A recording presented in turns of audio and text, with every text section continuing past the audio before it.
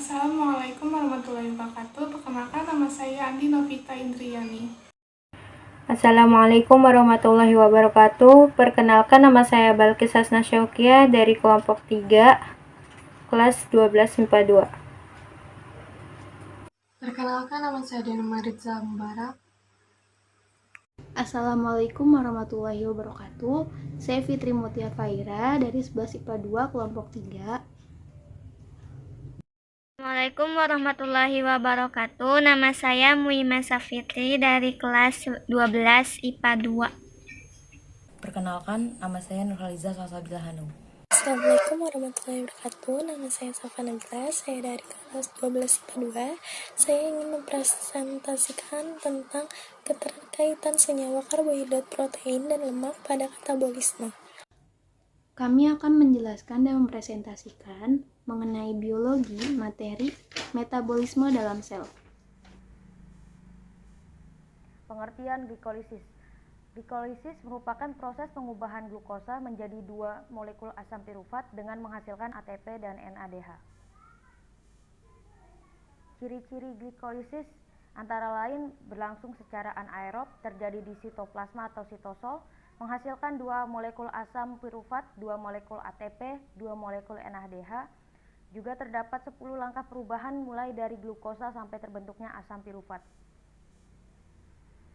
Fungsi glikolisis antara lain, yang pertama menghasilkan ATP, yang kedua menghasilkan intermediate senyawa antara yang berperan sebagai prekursor untuk sejumlah jalur biosintetik. Tempat terjadinya glikolisis. Reaksi glikolisis berlangsung di dalam sitoplasma, yaitu bagian sel yang terbungkus dalam membran sel. Senyawa yang diubah dalam glikolisis. Terjadi pemecahan glukosa 6 atom karbon menjadi asam pirufat 3 atom karbon. Glukosa dipecah secara sistematis menjadi asam pirufat dan energi dalam bentuk NADH dan ATP. Senyawa yang dihasilkan glikolisis. Hasil penguraian molekul glukosa pada glikolisis berupa 2 molekul ATP, 2 molekul asam pirufat, dan 2 molekul NADH. Hasil ATP glikolisis. Hasil total glikolisis adalah 2 molekul asam pirufat dengan 2 ATP dan 2 NADH. Perbedaan respirasi aerob dan respirasi anaerob. Dari segi pengertian, respirasi aerob menggunakan oksigen untuk memecah glukosa dalam tubuh. Sedangkan respirasi anaerob menggunakan rantai transport elektron penerapasan tapi tidak menggunakan oksigen sebagai elektron akseptor. Yang kedua, dari segi sel yang menggunakannya. Respirasi aerob terjadi di sebagian besar sel, sedangkan respirasi anaerob terjadi pada bakteri, ragi, beberapa prokariota, eritrosit, sel darah merah, dan dalam sel otot. Selanjutnya, dari segi asam laktat, di dalam respirasi aerob tidak menghasilkan asam laktat, tetapi di respirasi anaerob menghasilkan asam laktat.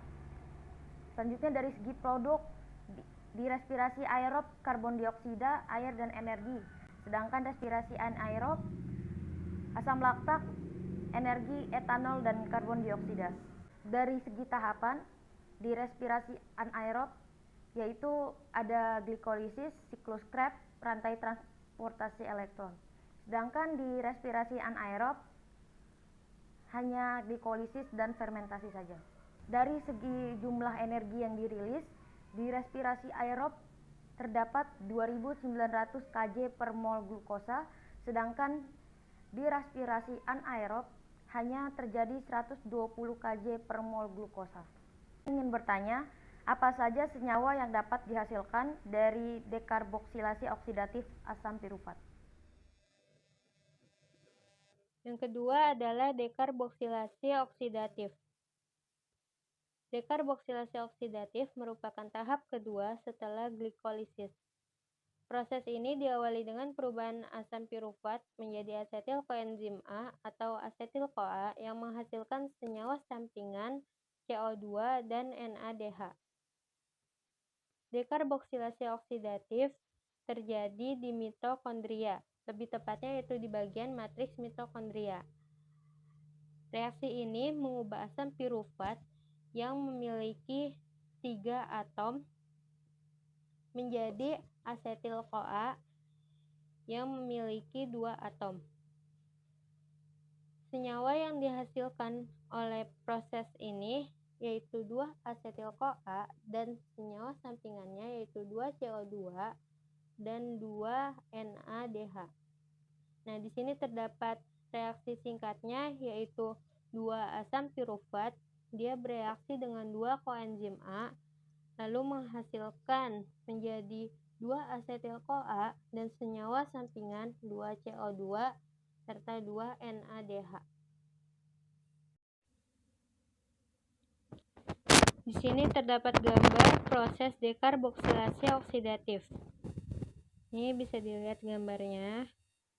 Nah, proses ini itu diawali dengan asam pirufat yang memiliki 3 atom karbon. Dia melepaskan 1 gugus karboksilatnya, yaitu dia melepaskan 1 gugus karboksilatnya yaitu MnCO. Nah, lalu dia ini di sini dia diikat dengan CO2 dan menghasilkan dia diikat dengan CoA dan menghasilkan CO2. Di sini dia menghasilkan CO2. Lalu kan karena 1 atomnya itu sudah dilepas, berarti dia sisa 2 atom. Nah, sisa 2 atom ini dalam bentuk CH3 COO-, dia itu akan mentransfer kelebihan elektronnya kepada NAD+, pada NAD ion plus. Jadi NAD ion plus itu merupakan akseptor ion hidrogen. Jadi asam pirufat ini dalam bentuk CH3COO-, dia itu melepaskan ion H, ion hidrogen, dan ditangkap oleh NAD+, lalu berubah menjadi NADH. Ini ya, NADH. Kan tadi asam pirufat itu memberikan H, ion H+, ditangkap oleh NAD ion plus, lalu menghasilkan NADH. Berubah menjadi NADH. Lalu di sini tersisa kan 2 atom ya. 2 molekul atom ini akan berubah menjadi asetat dan akan diikat oleh CoA. Nih ya, dia diikat nih. Jadi asetat ini diikat oleh CoA dan menghasilkan asetil-CoA. Dia menghasilkan asetil-CoA. Jadi di sini asetil ini 2 dan CoA-nya itu koenzim A. Jadi hasil utama dari proses ini yaitu asetil koenzim A.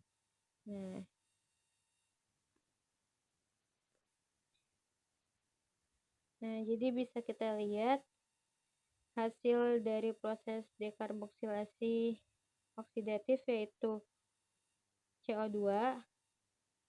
Saya tulis ya, 2 CO2. Nah, di sini kenapa ada 2? Karena di tahap sebelumnya yaitu glikolisis dia menghasilkan 2 asam pirufat. Jadi di sini terdapat 2 reaksi ya. Jadi dari kedua reaksi itu masing-masing menghasilkan CO2. Dan yang kedua dia menghasilkan 2 NADH.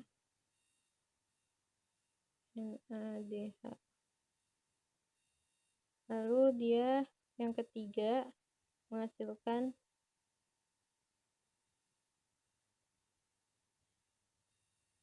asetil CoA.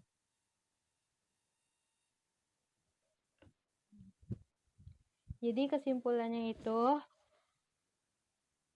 proses dekarboksilasi ini merupakan reaksi yang mengubah asam pirufat yang memiliki 3 atom menjadi asetil-CoA dengan senyawa beratom 2. Dan reaksi ini terjadi di matriks mitokondria dan menghasilkan 2 asetil-CoA atau asetil koenzim A dengan senyawa sampingan 2 CO2 dan 2 NADH.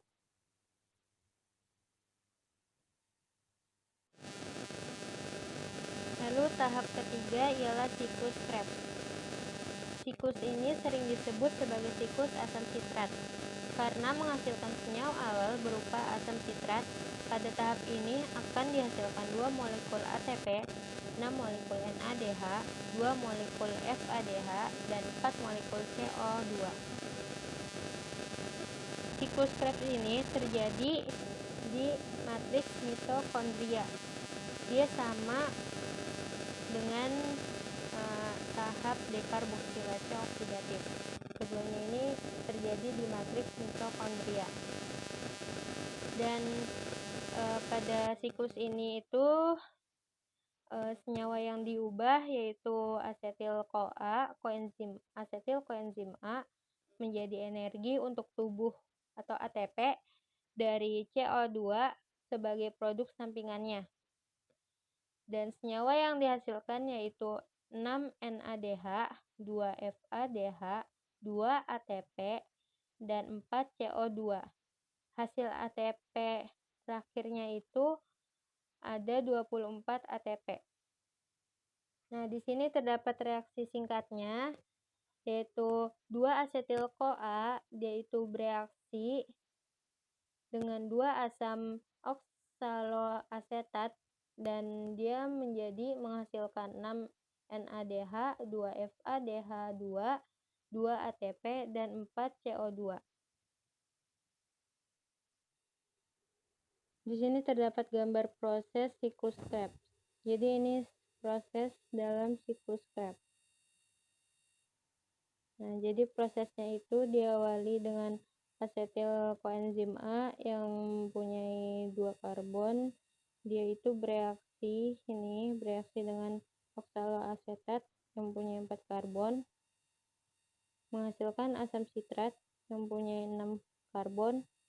Nah, lalu di sini itu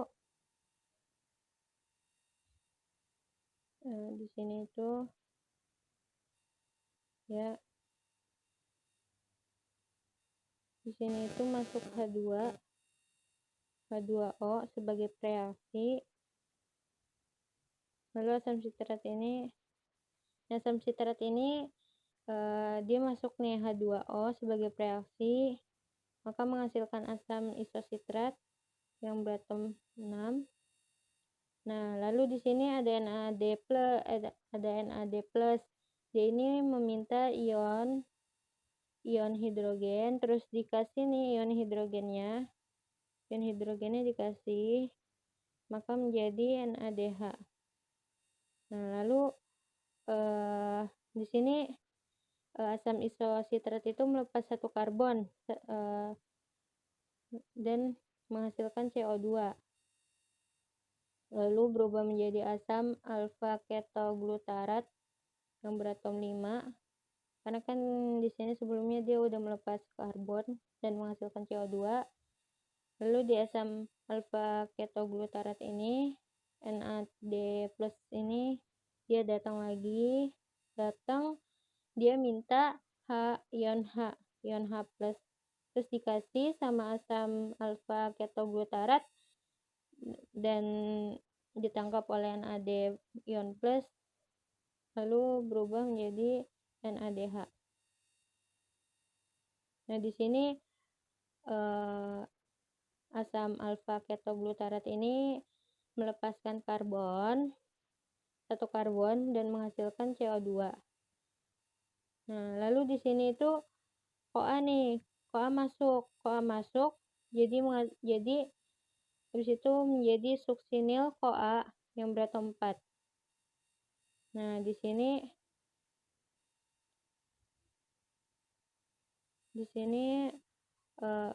habis itu nah si CoA-nya itu keluar lagi. CoA itu keluar, CoA-nya keluar. Lalu di sini lalu ada GDP, dia minta fosfat, lalu dikasih menjadi GTP, lalu terkonfirmasi menjadi ATP. Nah, lalu di sini menjadi lagi dari suksinil CoA menjadi asam suksinat. Karena kan CoA-nya ini sudah keluar ya. Jadi berubah menjadi asam suksinat berat 4. Lalu di sini datang FAD. Dia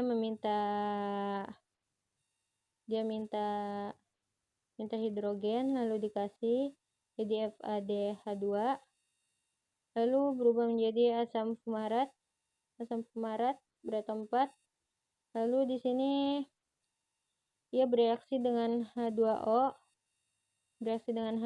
menjadi asam malat berat 4. Lalu datang lagi di sini datang NADH, NAD ion plus, dia minta ion H plus dikasih sama asam malat jadi NADH, lalu berubah menjadi asam oksaloasetat kembali seperti semula. Dan di sini dia bereaksi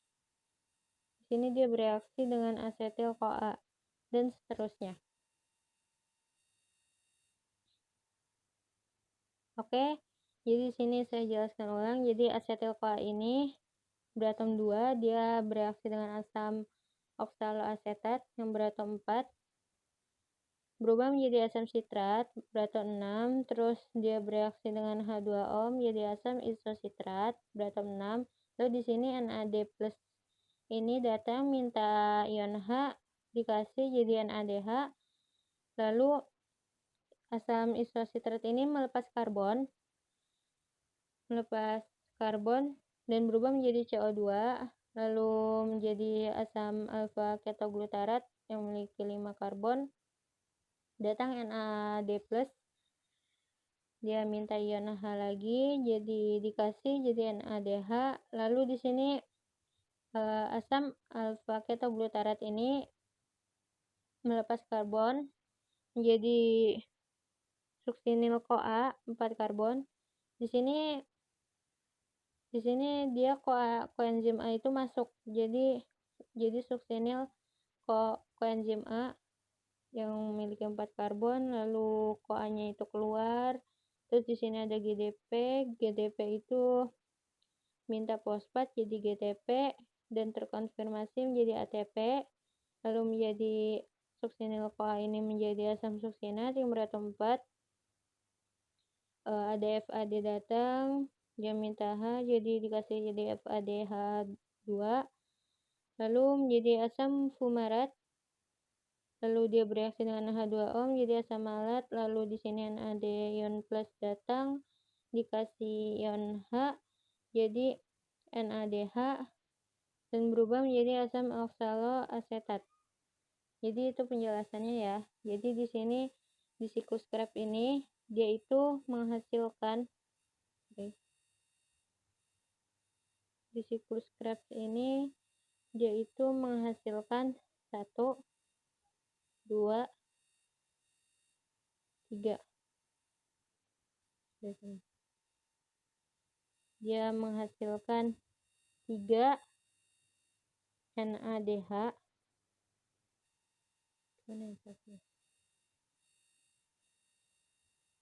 Dia menghasilkan 3 NADH. Kenapa 3 NADH? Salah, bukan 3. Ada 3 NADH ya, berarti dia di sini menghasilkan 6 ya, NADH. Kenapa 6 NADH? Karena kan ada 2 ya, di sini tuh ada 2 reaksi, jadi ada 1 reaksi lagi, jadi 3 dikali 2 ada 6 NADH. Begitu juga di sini ada 1, CO2-nya ada 1, ada 2. Berarti 2 kali 2 4 CO2. Nah, lalu di sini menghasilkan FADH. Jadi berarti ada 2 terus sampingnya. Sini. 2 FADH 2, lalu menghasilkan 1 ATP. Karena ada 2 reaksi jadi 2 ATP. Nah, itu. Jadi kesimpulannya itu siklus Krebs itu terjadi di matriks mitokondria, dan siklus Krebs itu merupakan reaksi yang mengubah asetil-CoA menjadi asam oksaloaksetat dan menghasilkan senyawa 6 NADH, 4 CO2, 2 FADH 2, dan 2 ATP. Saya akan menjelaskan tentang transport elektron. Kita akan mulai di pengertiannya.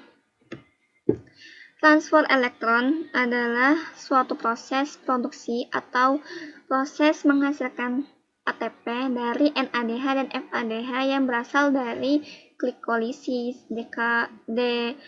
dekarboksilasi oksidatif, dan siklus Krebs. Transfer ini terjadi di mitokondria dengan bantuan beberapa kelompok protein. Proses ini juga bisa disebut sebagai fosforilasi oksidatif dan ditemukan pada tahun 1948 oleh Eugene Kennedy dan Albert Lehner. Nah, bahan bakunya yaitu 10 NADH, 10 FADH, dan 6 oksigen. Setelah diproses akan mendapatkan hasil yaitu hasilnya adalah 34 molekul ATP dan 6 molekul H2O. Sekarang saya akan menjelaskan tentang mekanisme cara kerja dari transport elektron ini ya. Pertama-tama yaitu NADH. NADH ini masuk ke dalam kompleks protein 1 dan melepaskan elektron menjadi NAD. Dari proses ini keluarlah H+ menuju ruang antar membran. Ini namanya ruang antar membran ya. Lalu masuk ke ebikion atau di sini ditulis mobile electron carriers. Lalu masuk ke kompleks protein 3.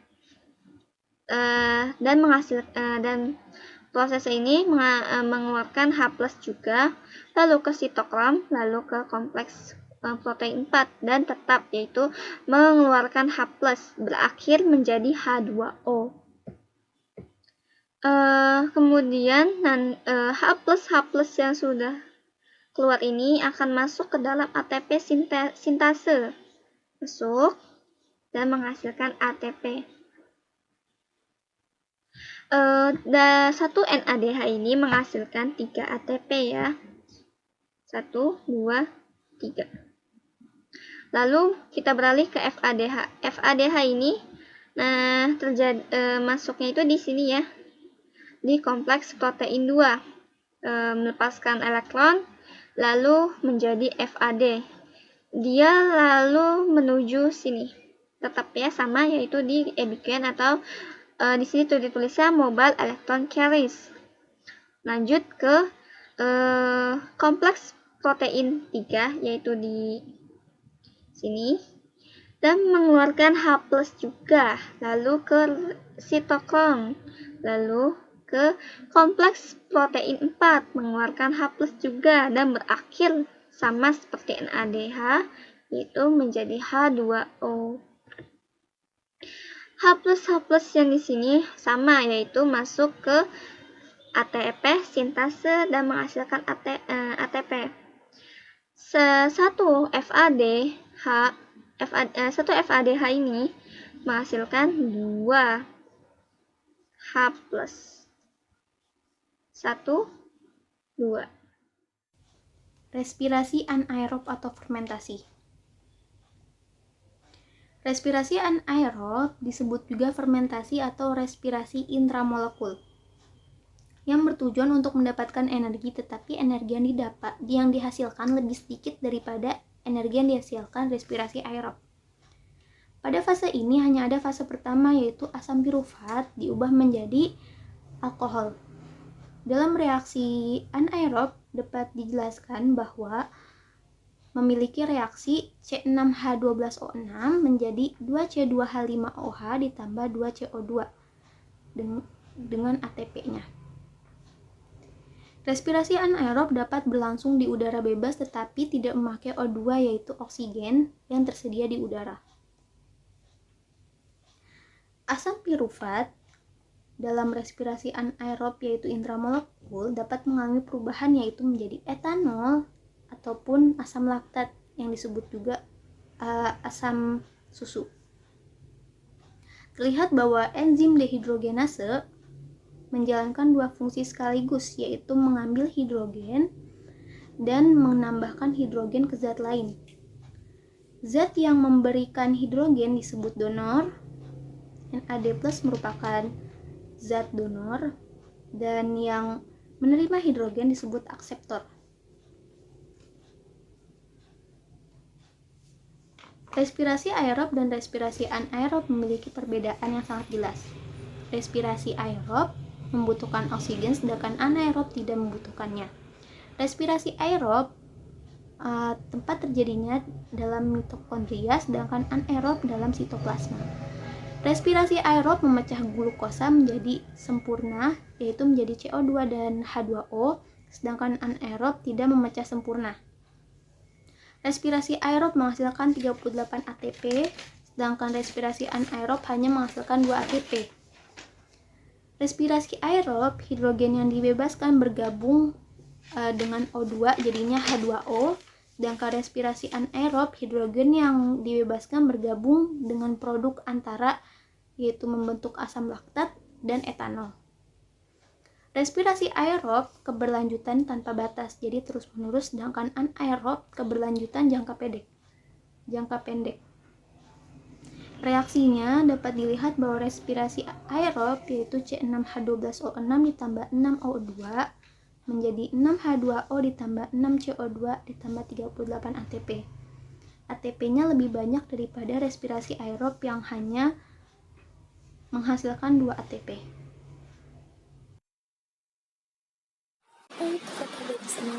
Katabolisme adalah reaksi perombakan, pemecahan, atau penguraian senyawa kompleks atau organik menjadi sederhana atau anorganik yang menghasilkan energi. Untuk dapat digunakan oleh sel, energi yang dihasilkan harus berubah menjadi ATP. ATP merupakan gugus adenin yang berkaitan dengan 3 gugus fosfat. Contohnya, respirasi 1. Katabolisme karbohidrat. Struktur karbohidrat. Dari kompleksitas strukturnya, karbohidrat dibedakan menjadi karbohidrat sederhana atau monosakarida dan disakarida, dan karbohidrat dengan struktur yang kompleks atau polisakarida.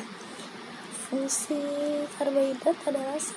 Simpanan energi, bahan bakar, dan senyawa antara metabolisme.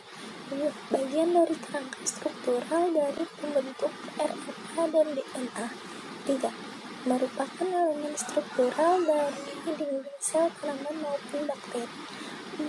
Identitas sel, berkaitan dengan protein atau lipid dan berfungsi dalam proses pengenalan antar sel. Proses katabolisme karbohidrat. 1. Pada tahap pertama, molekul D-glukosa diaktifkan bagi reaksi berikutnya dengan fosforilasi pada posisi 6, menghasilkan glukosa 6-fosfat. 2. Tahap kedua ialah isomerasi, yaitu pengubahan glukosa 6-fosfat yang merupakan suatu aldosa menjadi fruktosa 6-fosfat. 3. Tahap ketiga adalah fruktosa 6-fosfat. Tahap kelima adalah reaksi oksidasi gliseraldehid 3-fosfat menjadi asam 1,3 di fosfogliserat. 6.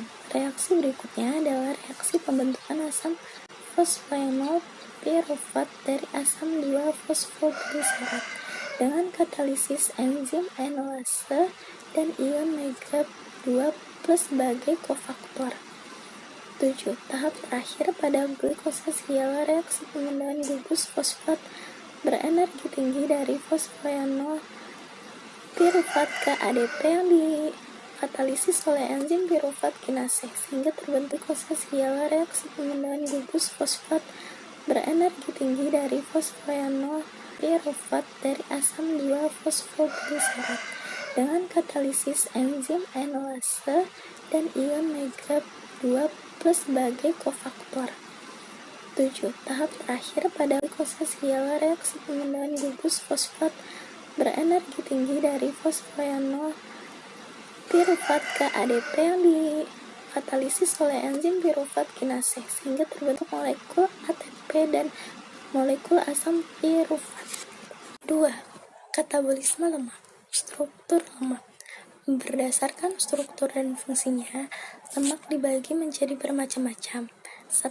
Asam-asam lemak merupakan suatu rantai hidrokarbon yang mengandung satu gugus metal pada salah satu ujungnya dan salah satu gugus asam atau karbosil. 2. Rantai pendek. Rantai hidrokarbonnya terdiri dari jumlah atom karbon genap 4-6 atom.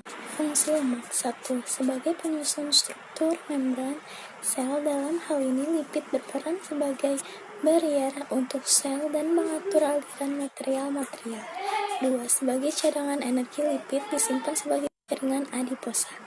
3. Sebagai hormon dan vitamin, hormon mengatur komunikasi antar sel, sedangkan vitamin membantu regulasi proses-proses biologis.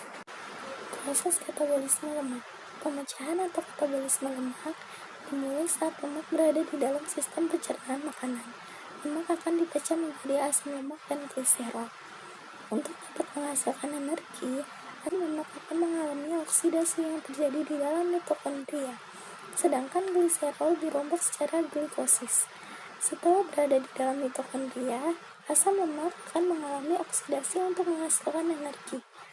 Oksidasi asam lemak terjadi dalam 2 tahap, yaitu oksidasi asam lemak yang menghasilkan residu asetil KOA dan oksidasi asetil KOA menjadi karbon dioksida melalui siklus Krebs.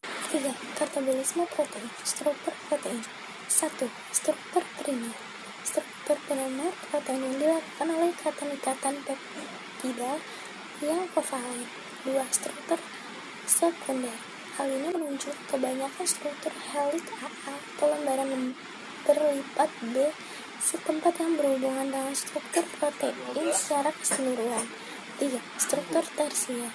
Hal ini menunjukkan ke cara rantai protein dengan protein berbentuk bulat dilakukan dan dilipat untuk membentuk struktur 3-dimensional secara menyeluruh dari molekul protein. 4.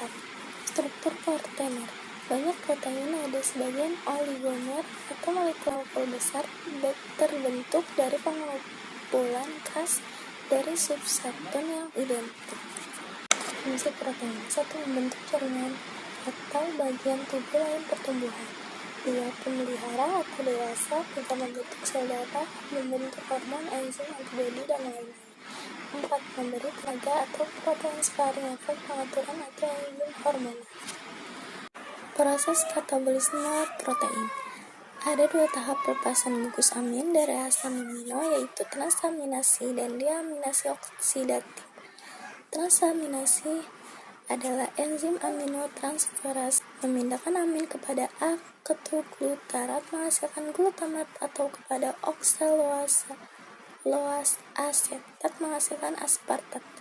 Kalau deaminasi oksidatif, pelepasan amin dari glutamat menghasilkan ion amonium. Gugus-gugus amin dilepaskan menjadi ion amonium atau NH4+, yang selanjutnya masuk ke dalam siklus urea di hati. Selanjutnya dibuang melalui ginjal berupa Selanjutnya adalah reaksi terang. Reaksi terang itu fotosintesis yang terjadi di membran telaga kloroplast dan juga langkah-langkah mengubah energi matahari menjadi energi kimia. Nah, reaksi terang itu terbagi menjadi dua reaksi, yaitu reaksi fotolisis, yaitu terjadi reaksi pengerahan air dengan bantuan cahaya matahari menjadi hidrogen dan hidroksida elektron. Terus reaksi kedua adalah fosforilasi. Jadi fosforilasi ini dibagi menjadi dua, yaitu fosforilasi siklik yang hanya membutuhkan fotosistem 1 dan fosforilasi non-siklik yang membutuhkan fotosistem 1 dan fotosistem 2. Untuk mengetahui prosesnya karena ini terlihat kompleks, saya menggunakan yang namanya skema Z. Jadi skema Z itu berzigzag-zigzag dan saya menambahkan keterangan A, B, C, cahaya seperti itu. Jadi untuk non-siklik dimulai dari cahaya, terus saat ini menuju ke Fs, step 2 atau fotosistem 2, itu terjadi tumbukan energi di pigmen klorofil. Nah, kalau sampai di fotosistem 2, terus ke penerima elektron prima, itu namanya fotoaktivasi. Terus dilepaskannya terjadi transfer elektron, nanti bakal dilepas dan dipakai untuk nyatuin ADP plus P yang menjadi ATP. Seperti yang itu sebagai contoh, terus ditransfer ke fotosistem 1. Nah, terus terjadi lagi ke fotoaktivasi, terus terjadi lagi transfer elektron, terus sebelum menjadi NADPH itu 2H plus 2Mi plus NADP jadi NADPH. Terus selanjutnya itu fosforilasi siklik. Jadi bayangkan ini yang satu itu elektron nyampe ke fotosistem 1, terus terjadi fotoaktivasi, terus terjadi energi lepas, ada ADP plus PI menjadi ATP. Nah, terjadi pengulangan yang namanya itu fosforilasi siklik. Terus masih berhubungan dengan reaksi cahaya itu masih berhubungan dengan reaksi terang, yaitu cahaya matahari pada proses fotosintesis dengan Hydra verticillata. Nah, Hydra verticillata itu tumbuhan spermatofita yang hidup di air dan juga bisa dijadikan indikator untuk mengamati proses fotosintesis dan untuk membuktikan terdapat aliran sitoplasma.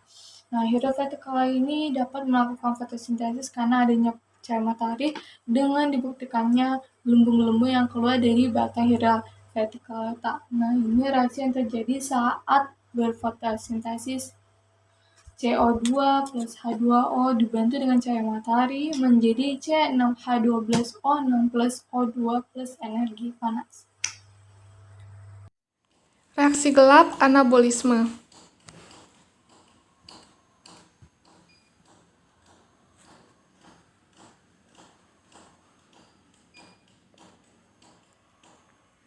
Reaksi gelap atau bisa juga disebut dengan reaksi Kelvin.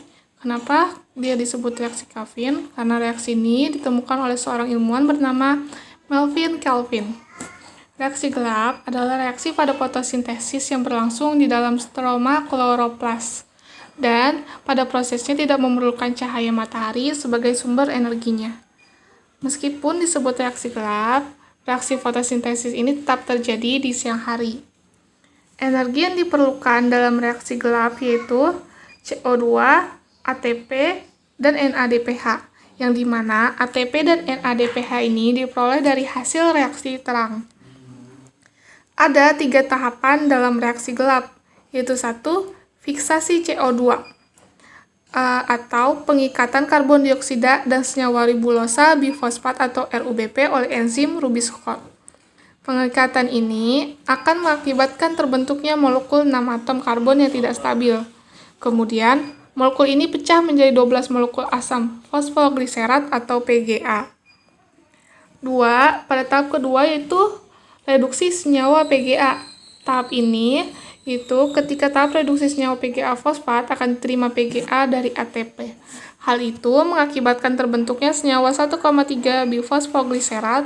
Lalu senyawa 1,3 bifosfogliserat akan direduksi oleh NADPH menjadi senyawa fosfogliseraldehid, glyceraldehid 3P atau PGAL. PGAL yang terbentuk akan digunakan sebagai bahan baku glukosa dan pembentukan RUBP. Dan tahap terakhir, tahap ketiga, yaitu regenerasi RUBP. Itu ketika senyawa PGAL yang menerima fosfat dari ATP diubah kembali menjadi RUBP. Untuk lebih jelas, kita bisa melihat gambar di bawah ini. Sini ada kelihatan 6 molekul CO2, yaitu 6 molekul RUBP memfiksasi 6 molekul CO2 dengan bantuan enzim Rubiscoe. Akibatnya, terbentuk 6 molekul dengan 6 atom C yang tidak stabil. Ke-6 molekul inilah kemudian pecah menjadi 12 molekul 3-fosfogliserat atau PGA. Lalu, setelah itu, 12 molekul PGA akan mendapatkan 12 gugus fosfat dari 12 ATP.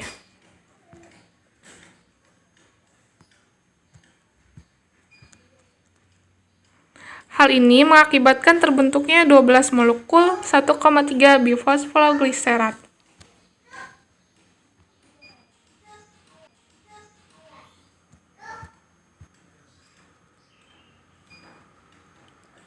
Selanjutnya, 12 molekul 1,3 bifosfoglycerat akan menerima ion H+ dari NADPH.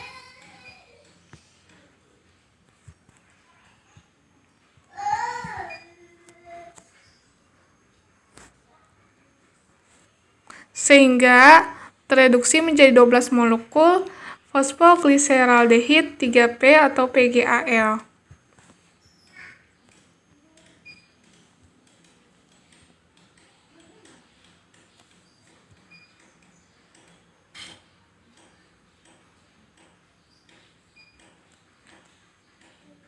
Selanjutnya, setelah menerima 6 gugus fosfat dari 6 ATP, 10 molekul PGAL akan beregenerasi menjadi RUBP kembali.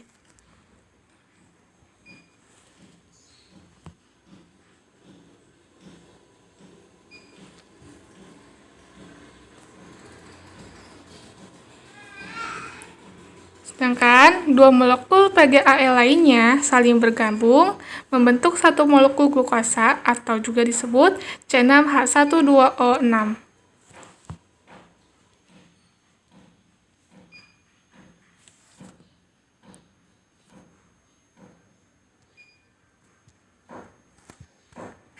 Sekian dari saya, terima kasih.